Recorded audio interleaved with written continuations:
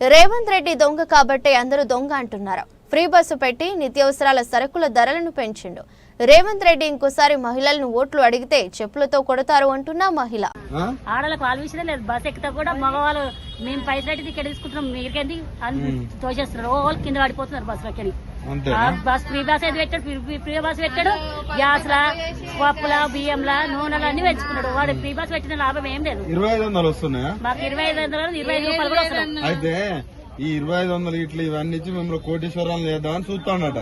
కాకపోతే ఆయన ఎక్కడికన్నా పోయి కొంచెం అప్పిరంటే ఆయన దొంగను చూసినట్టు చూస్తున్నాడు. దొంగ ఎక్కడికైనా చూస్తున్నాడు. మా ఉన్న ఆస్తి కూడా పోయేటట్టు చేస్తాడు.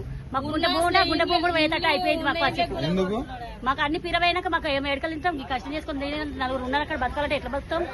ఈ 10 రూపాయలు కూలి చేసుకుని ఎట్లా బతకడానికి వస్తుంది? సరిపోక ఉన్నదే గుంటె భూమి అమ్ముకునేటట్టు అవుతున్నాం. మళ్ళీ మహిళలు ఓట్లు వేస్తారు. వాళ్ళ మహిళలతో మేము గెలుతా ఇప్పుడు ఓట్లు ఏమని రమ్మను అందరు చెప్పించుకొని కొడతారు మహిళలు. ఎందుకట్లా అట్లా మోసం చేసినాడు కదా అందరికి. అంత కోపం వస్తుంది చెప్పి తీసుకొని కొట్టే. మాకు ఏం చేసినాడు?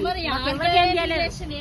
గరీబ్ వాళ్ళకి అస్సలే వేయలేదు. ఉన్న వాళ్ళకే పెట్టుకున్నాడు. లేని వాళ్ళకి ఏమి ఇవ్వలేడు. డబుల్ బెడ్రూమ్ ఇచ్చారు. మాకు ఏం లేని వాళ్ళకి ఏమి ఇవ్వలేదు. మాకు ఊర్లో భూమి జాగలేదు. మాకు ఇక్కడ భూమి ఇల్లు మీద కష్టం చేసుకుని బతుకుతాం. తులం బంగారం వచ్చిందా? మాకు తులం బంగారం కానీ ఈసం కూడా తెలియదు మాకు. రేవంత్ రెడ్డి వచ్చినాక ఎట్టున్నది మీ పరిస్థితి? బాగలేదు, బాగలేదు. అడక తిన్న బతుక అవుతుంది. ఇంకా కేసీఆర్ ఉన్నప్పుడు ఇంకా మంచిగా ఉండే.